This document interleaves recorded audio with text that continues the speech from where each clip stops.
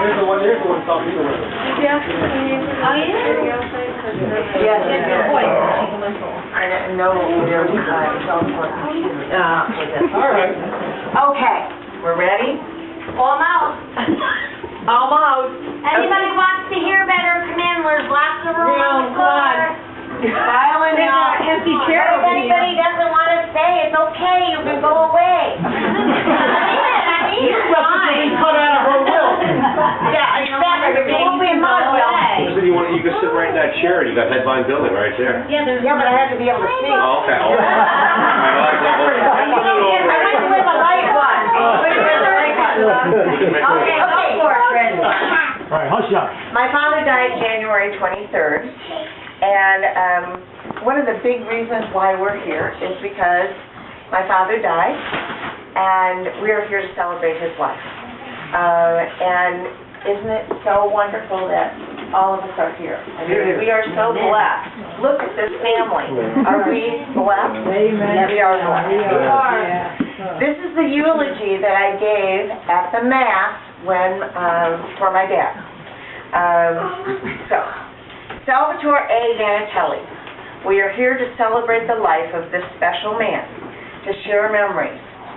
For as we know, the man who was my dad was never dull, not during any of the years we have all known him.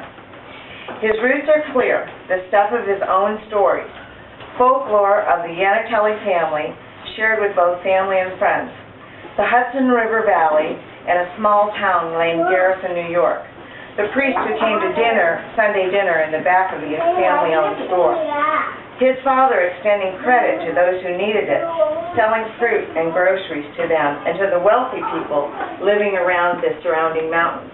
His mom, feisty and strong, the businesswoman, Nana, whose spaghetti recipe lives on through her three children even today. Through his three children even today. Tales of my father rescuing a girl from the icy water of the Hudson, of an old Cadillac that his father proudly bought just before the crash of 1929, of the New York Central Railroad with the tracks right next to the store, and the woo-woo, which was a constant sound in the hills. Stories of a hometown doctor who encouraged him to be a doctor, of his father driving him to Cornell and leaving him there, so far removed from everything he knew, so far removed from home. Of the freshman killer Italian course with Salvatore Antonio Yannitelli singing in his ears. Of Long Island College of Medicine. Of an elopement. My brothers and I knew nothing about this until we had reached our 40s. Or living with his sister Tess in her Brooklyn brownstone. Of tuberculosis and a hospital stay, complete rest for 6 months. Many of his stories are documented in his autobiography. He was completing this at the time of his death. This summer, we are planning a family reunion with all of our cousins and family. At this time, part of my dad's ashes will be spread in his beloved Hudson River near the general store and home, which now stands in Garrison across from West Point Military Academy. He came to Michigan with his new wife, Anita, and settled in this cereal town. A new medical practice begun in Urbandale and continued at 710 North Avenue. He was a general practitioner. He did it all, from taking out splinters to removing tonsils to delivering babies. These were the days of few referrals. General practitioner meant just that. He did it all. In our home growing up, we knew him as Dad, and we knew him as Doctor. Doctor defined him in many ways. It defined us. He was an extraordinary diagnostician. He could tell just by looking at you how you were doing. He could detect those subtle changes, that change in your eyes. He could tell over the phone what was going on by asking the right questions, going directly to the core. He had a sense, an intuitive eye, a keen intelligence that put it all together. I was lucky enough to have worked in his office as a young woman. I witnessed the parade of patients who came through his office. the kids coming in for camp and for school physicals. He called them all Charlie Brown as they read the eye chart in the office hallway. The overweight people looking for a solution, modeling after a doctor whose only speed was full blast, top speed, running to the hospital and nursing home alike, and encouraging words spread liberally to those in need. The older people, bodies ailing, minds wanting to be healed.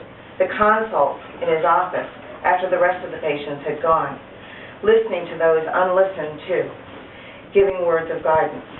And the pregnant women coming through, expectant, happy. I saw the charges, $10 per visit, plus delivery fee, $110. And then the babies came, hundreds of them. Pictures on the office bulletin board of the well-loved newborns. And up until his death, even in the hospital during his final days, they recognized him and they came to see him, those babies now grown, telling him that he delivered them, thanking him and praising his care. And the mothers of those children, telling him about their grown babies now. He took great pleasure in these encounters. My dad taught me about inclusivity long before diversity awareness of today. He taught me through his practice. His practice reflected the population of this industrial town, people of all backgrounds and all income levels. He taught me to respect and love people, all of them. And of course, he took care of his own family medically as well. That black Dr. Bad would come home with him from time to time, a real attention getter for my brothers and me. Oh no, a shot. We'd run, but we couldn't hide. We didn't have to go to the office. It came to us. A life of medical samples and notepads with prescription insignia, a doctor's house.